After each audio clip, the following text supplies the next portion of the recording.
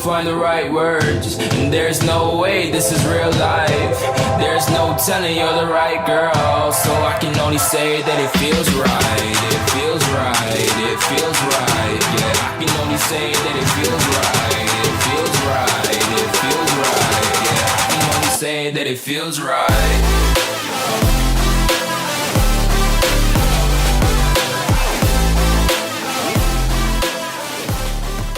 What is up, everybody? Tony here with a video review of the Samsung Galaxy J7. This is a budget device that has been released on T-Mobile and several other carriers for, a nice budget price. On T-Mobile is actually $239, and you can find it on Boost Mobile, or you could find it on Metro PCS for a lot cheaper. But overall, this device has been very good. I've been using, this is the only device I have at the moment, so this is my daily driver. My SIM card has been in here since day one, and I've been using this device every day now. I'm going on 3 weeks. So once again, before I get started, I'd like to mention that I took a road trip with this device. It was actually to Florida, 17-hour drive, and I did use the GPS on this device. And I just used the crap out of it. So it was in my experience, it was a very good device. GPS worked flawless. It did randomly reboot on me twice on my trip. I was going through mountains, West Virginia. So I believe it did lose a signal. And it was struggling to keep up with the signal, or to catch the signal, and it did have to reboot on me. It rebooted on me twice on that road trip. So just like to point that out and let you guys be aware of that I did have that experience on my usage. But overall, this is the Samsung Galaxy J7. It's running Exynos 7580 processor, 5 megapixel front-facing camera with flash. It has the buttons on the bottom which do not light up, no fingerprint scanner, and it does have an LED flash for the front. Here's the earpiece. On the side we have volume rockers. On the back we have the Samsung logo, speaker, 13 megapixel camera, and also a flash. The front camera is 5 megapixels. And on the other side we just have the power button. This is, I believe it's all plastic build. It's actually very slippery, so I do recommend that you get a case as soon as possible. I got a pretty good case right here, which was shipped out for me to review, and it's a real nice case. I recommend this case. Actually, it's a pretty slim design. It also comes with a holster, so if you're into wearing this on your belt, this is a pretty nice case. I probably will link the video in the description.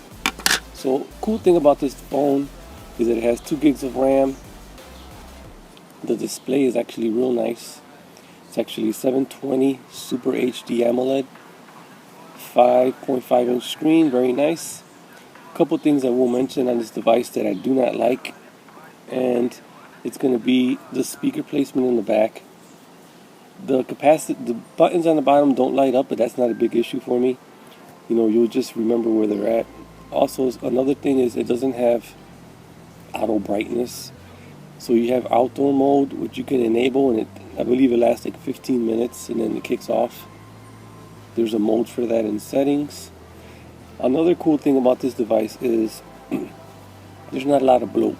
So if you watch my previous video, there's not a lot of bloat on it. It does have NFC, which is a good thing. The build quality is not the best.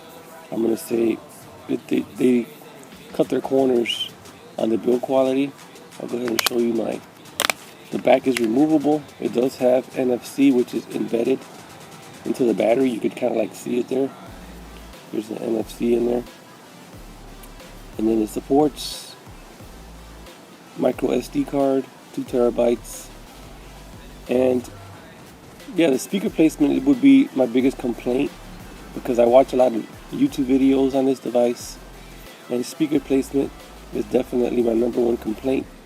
over the build quality. Build quality is plastic, but you can cover that up with a case, and it won't be an issue as far as in-hand feel. So I just slapped this case on it, and build quality is not that bad anymore. Speaker would be the main issue for me. It's pretty loud, but just the placement where it's at is not the greatest. But overall, this device, real nice. In my 3 weeks with it, it's been great. Outdoor visibility, you can see, is pretty good. Battery life on it is very good. I use GPS all the way down to Florida. I'm in Ohio, so 17-hour drive or 17.5-hour drive. Battery held up real good. I got there and I believe I had maybe 10%, so that's just awesome. Battery life was good. Mind you, I was playing Pandora all the way through the trip. So Pandora and GPS going at the same time, it was just awesome. So other than those reboots that I had going through West Virginia, I guess I lost a signal. But the phone has performed real good. I took a lot of video on my vacation, and I also took a lot of pictures, and the picture quality and the video quality is real nice. Another thing that I can mention that was a little downfall on video quality was the optical stabilization. I believe this device doesn't have optical stabilization, and noise canceling. You could hear like the wind in the video, so that was another downside in this device. But overall, in my whole trip that I used this device handled up real well. I got real good signal. This is a T-Mobile variant. I got a real good signal all the way through on my way to Florida.